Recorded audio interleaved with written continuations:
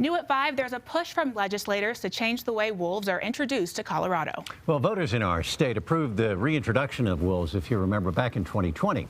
Our community journalist Spencer Wilson covers the high country for us, and he explains how they say that change fits more in line with the original intention of the vote.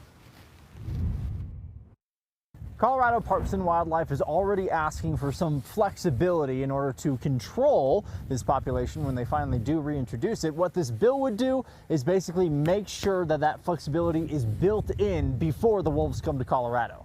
What is controversial about the changes is the possibility to kill wolves if they're attacking livestock or the general public. But bill sponsor Senator Dylan Roberts, who represents much of the area where the wolves are planned to be reintroduced, says this is more in line with what Coloradans voted in the first place. When voters voted on Proposition 114 in 2020, wolves were not an endangered species.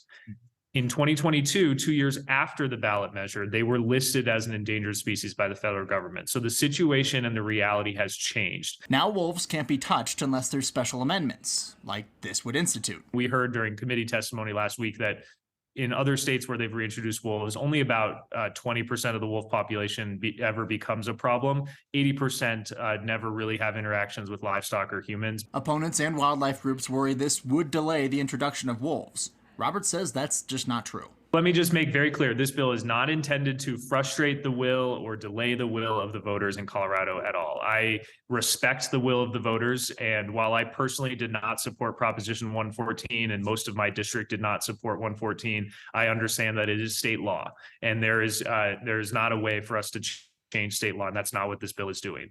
He said this kind of support for additional options, not just killing wolves, would provide flexibility for Coloradans to make sure wolves find their home here the right way. We've got support out of the first committee from Republicans and Democrats from all over the state. I think people are recognizing that this is good policy, it's good science, and it's good for the whole state. From the Mountain Newsroom, Spencer Wilson, covering Colorado First.